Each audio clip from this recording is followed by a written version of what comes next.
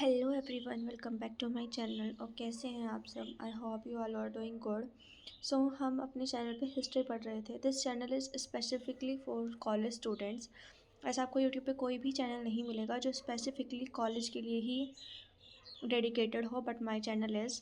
सो हमने हिस्ट्री शुरू की हुई थी और हम हिस्ट्री में बहुत आगे तक बढ़ चुके थे। और today is topic is Kanva dynasty. So आज हम कान्वा डायनेस्टी को डिटेल में पढ़ेंगे। It is very short dynasty, so जितनी इन्फॉर्मेशन हमें नीडेड है उतनी हम लेंगे। So let's start the video. Kanva dynasty success हुई जब शुंग डायनेस्टी के बाद में अराउंड 73 BCE। इसके फाउंडर कौन थे? वासुदेव कान्वा, जिसने शुंग के लास्ट रूलर देवभूति को जो है मर्डर किया, मार दिया और अपना रूल जो है स्टैब्लिश कर लिया। जो कान्वा रूलर्स थे उन्होंने एक शॉर्ट पीरियड के लिए गवर्न किया, लेकिन पॉलिटिकल कंटिन्यूटी को बनाए रखा शुंगास के बाद में। शुंग ने किसके बाद पॉलिटिकल कंटिन्यूटी मेंटेन की थी? मौर्यंस के बाद में। और कान्वास ने किसके बाद की? शुंगास के बाद में। Establishment of Kanva dynasty. तो वासुदेव कान्वा जो है एक मिनिस्टर हुआ करते थे शुंग डायनेस्टी में। और शुंग मौर्यन डायनेस्टी में जो था वो भी आर्मी मिनिस्टर चीफ कमांडर सेनापति हुआ करते थे। कौन? शुंग।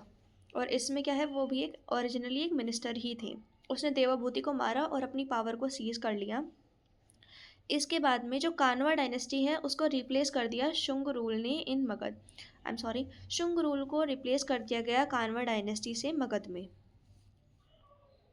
पॉलिटिकल हिस्ट्री क्या रही? जो कान्वा रूलर्स थे उन्होंने मेनली कंट्रोल किया मगध को और उसके नियर बाय रीजन्स को।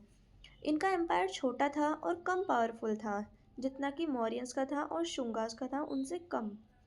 उन्होंने कांस्टेंट प्रेशर झेला फ्रॉम रीजनल पावर, यानी कि अब जो है जैसे कि उनका शॉर्ट, अब मौर्यंस का तो बहुत वास्ट एम्पायर था, उससे बाद में थोड़ा छोटा हुआ किसका? शुंगास का। अब शुंगास के बाद में और छोटा हो गया किसका?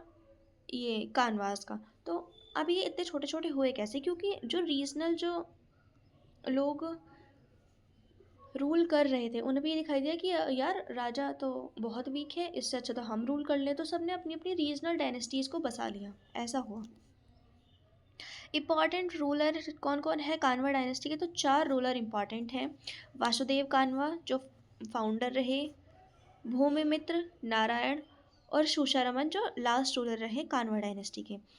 ये सारे रूलर जो है शॉर्ट लिव थे और इनका जो शासनकाल था वो भी वीक था।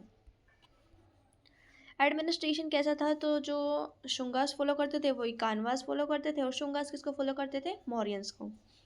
इनका जो रूल था वो लेस सेंट्रलाइज था, यानी कि कम अथॉरिटी थी इनके पास में। क्यों? क्योंकि जो लोकल रूलर थे वे भी अपनी टांग अड़ा रहे थे बीच में कि नहीं हम रूल करेंगे, तो इनके पास जो सेंट्रलाइज सिस्टम था वो कम था।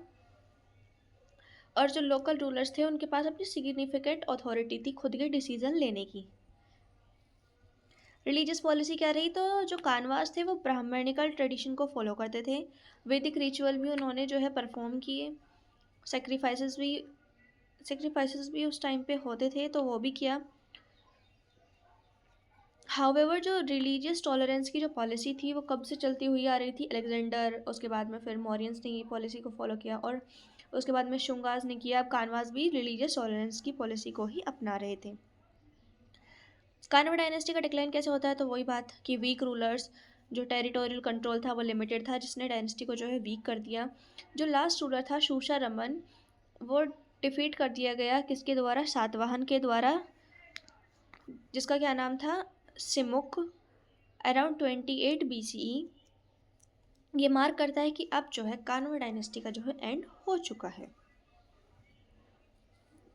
इम्पॉर्टेंस क्या है कान्वा डायनेस्टी की? तो एक पॉलिटिकल कंटिन्यूटी को मेंटेन किया शुंगास के बाद में, और शुंगास ने भी यही किया था और कानवास ने भी यही किया। एक ब्राह्मणिकल ट्रेडिशन को प्रिजर्व किया, शुंगास ने भी किया था और इन्होंने भी किया। ये एक लिंक की तरह एक्ट करते हैं नदर्न और सदर्न पावर के बीच में। कंक्लूजन क्या है कि ऑल्दो जो कान्वा डायनेस्टी है उसका जो रूल था वो शॉर्ट पीरियड के लिए था, उनके पास लिमिटेड पावर थी, लेकिन इन्होंने जो है एक इम्पॉर्टेंट रोल प्ले किया मगध की स्टेबिलिटी को मेंटेन करने के लिए शुंगास के बाद में। इनका जो डिक्लाइन है वो पेव है कि उसके बाद में जो है सातवाहन का राइज होता है इंडियन हिस्ट्री में। So next topic is our Satavahana. Exam tip is this कि बेस्ट एंडिंग लाइन क्या हो सकती है कि जो कानवाज है वो एक ट्रांजिशनल डायनेस्टी है शुंगास के और सातवाहन के बीच में। शुंग डायनेस्टी को हमने कल पढ़ा था, कानवा डायनेस्टी को हमने आज कंप्लीट कर लिया है और हमारा नेक्स्ट टॉपिक होगा Satavahana. Satavahana is a large topic kind of, but not that large, and we will study it tomorrow. Bye bye. Thank you. See you in the next video.